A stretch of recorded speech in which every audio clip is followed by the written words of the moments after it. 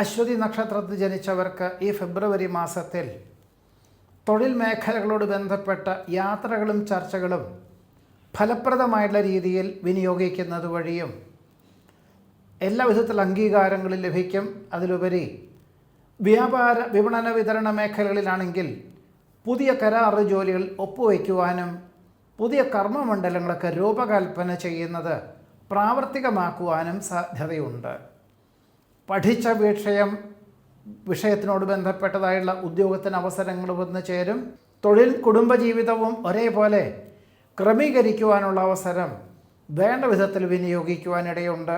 അതായത് പ്രാരംഭത്തിൽ ഈ മാസത്തിൽ സ്വല്പം സമാധാനക്കേടും സ്വസ്ഥതക്കേടുകളൊക്കെ ഉണ്ടാകുമെങ്കിലും ഈശ്വര പ്രാർത്ഥനകളെ കൊണ്ടും യുക്തിയുക്തം ചിന്തിച്ചു പ്രവർത്തിക്കുന്നത് വഴിയും മാതാപിതാക്കളുടെ അനുഗ്രഹാശിസ്സുകൾ കൊണ്ടും എല്ലാം ശുഭകരമാക്കി തീർക്കുവാനുള്ള അവസരം അശ്വതി നക്ഷത്രത്തിൽ ജനിച്ചവർക്ക് ഈ ഫെബ്രുവരി മാസത്തിൽ യോഗം കാണുന്നുണ്ട്.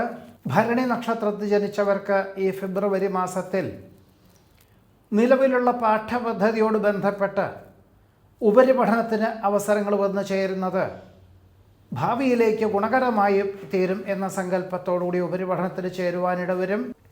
ബന്ധുക്കൾക്കിടയിലുള്ള വാക്ക് തർക്കം പരിഹരിക്കുവാനായിട്ടും വസ്തുതർക്കം പരിഹരിക്കുവാനുമായിട്ടും മധ്യസ്ഥതയ്ക്ക് പോകുവാനും അന്തിമമായിട്ടൊരു രൂപരേഖ നൽകുവാൻ അവസരമുണ്ടാകുന്നത് വഴി കൃതാർത്ഥതയ്ക്കും സമാധാനത്തിനും യോഗം കാണുന്നതുമുണ്ട്. ഇതാണ് ഭരണി നക്ഷത്രത്തിൽ ജനിച്ചവരുടെ ഈ ഫെബ്രുവരി മാസത്തിലെ അനുഭവയോഗ്യമായുള്ള ഫലങ്ങൾ.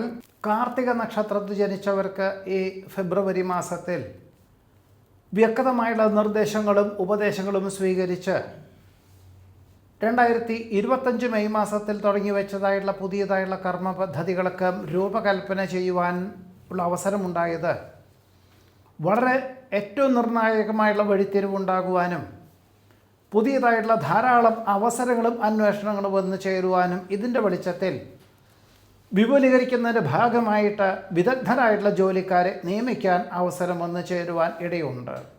സ്വഭാവവിശേഷത്താൽ എല്ലാ വിധത്തിലുള്ള വിപരീതമായുള്ള സാഹചര്യങ്ങളെയും അതിജീവിക്കുന്നതിന് പോലും യോഗം കാണുന്നതുമുണ്ട്.